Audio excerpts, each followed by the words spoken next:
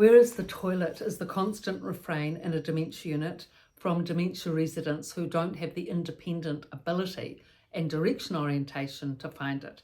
But for those residents that do have the independence and self-governance and autonomy to find their toilet, they're really in a much better situation, because most dementia residents don't really like being led hand in hand to the toilet, and many find it a demeaning experience. Whereas if you can find the toilet independently of your own volition, then really after the cares are done in the morning, showering and dressing, you don't need to think about the medical establishment anymore. You can pretty much do as you wish throughout the day. What with meals served and cleaning done, it's just like living in a hotel for some, and they love it. In fact, some of the dementia residents in that respect, being served on and having everything catered to nicely, regularly, all throughout the day.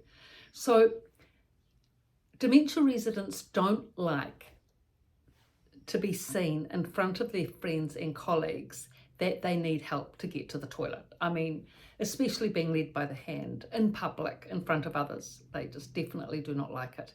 And even in terms of cares, even if they do need help, you wouldn't know it because they'll never admit it. What? I don't need cares. I don't need help with dressing and showering. I can do it myself.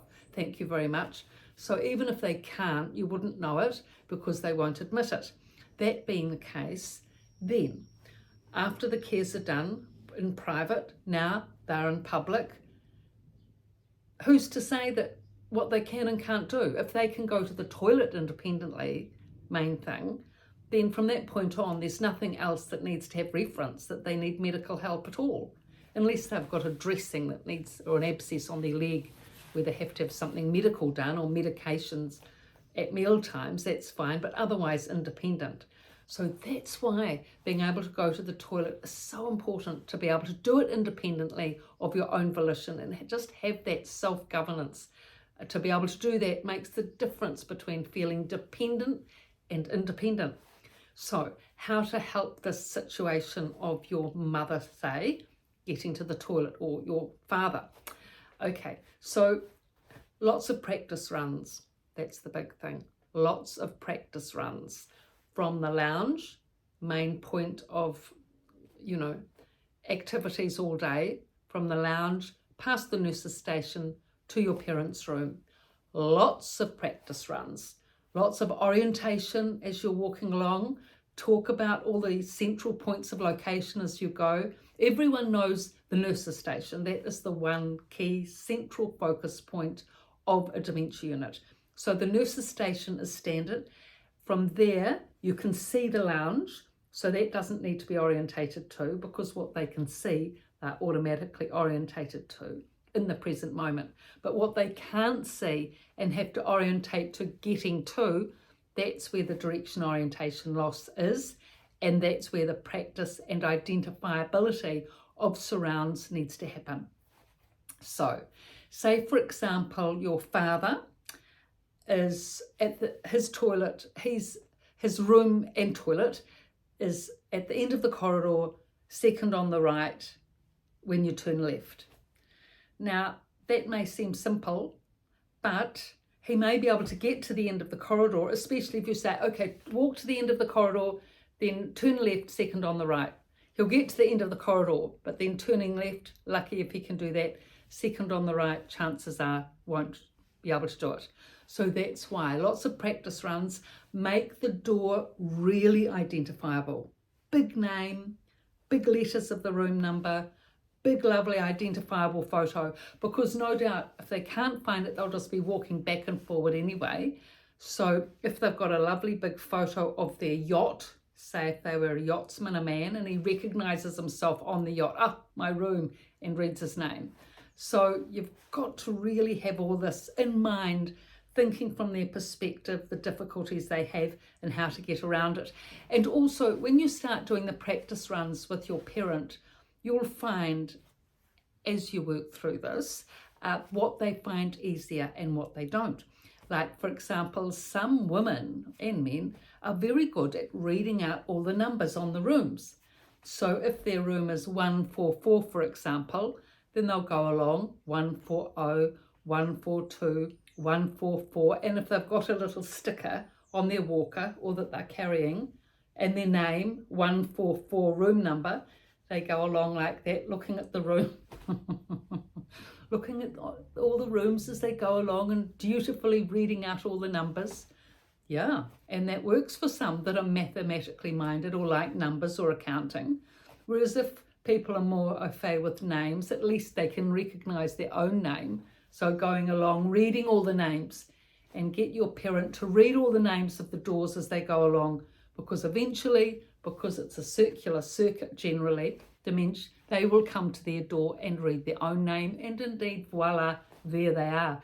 But unless they have these practice runs with you, it's difficult for them to get, really, it's quite difficult. Well, 60% find it impossible when they first come in, so high percentage.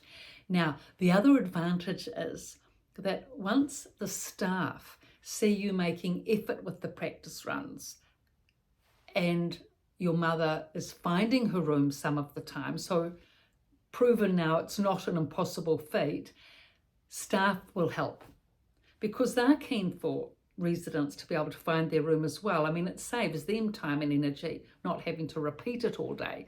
So they will write on a little notepad or a sticker, notepad, room 148 and the name of the resident, give it to them to stick it on their walker when you're not there or to carry along, or they'll just say to them, you know, Mrs. Brown, your room is 144, third on the right, or whatever it is. They'll make more effort to articulate it clearly, knowing that there's a possibility that the person will find it.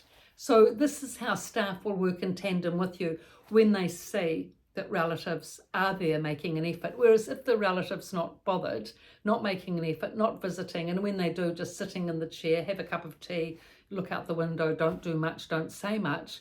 I mean, staff aren't motivated to make the effort for the relative either. It needs to be, it really is a team effort. It really is a team effort for your parent at the dementia unit or your relative. The more everyone works together, the better. And then it really does become interesting, enjoyable and motivating. It does. But you need to have movement for things to be motivating. And certainly direction orientation is one thing that you can work with. And I found with this program that I've explained, both in the books I've written at length, Residents' Voice and Residents' Rise, and these videos, most dementia residents, when they get this help, can find their room. So it really is a worthwhile exercise. It does take effort, like everything, does take time, does take patience, but with everyone working together, I mean, even what can happen as well is if you've got a best friend, say, living next door, sometimes the case, and she's got good direction orientation and knows that you're living next door to her, she will also help your mother to the room and sometimes actively supports, oh, you know, if you can't find, I can show you to your room. That sometimes happens, that one, where's my room, and the friend says, oh, that's all right, I'll take you to your room. You know, that's very kind, because sometimes it's a good 100 meters they have to walk to get there, which is a long way when you're old with stiff, sore joints. But they trot along and help each other find their room. That's good. That's really good. When residents start helping each other, that actually is the best equation of the lot. So thank you for your viewing and your likes and interest. Please pass on the links and subscribe. Thanks a lot.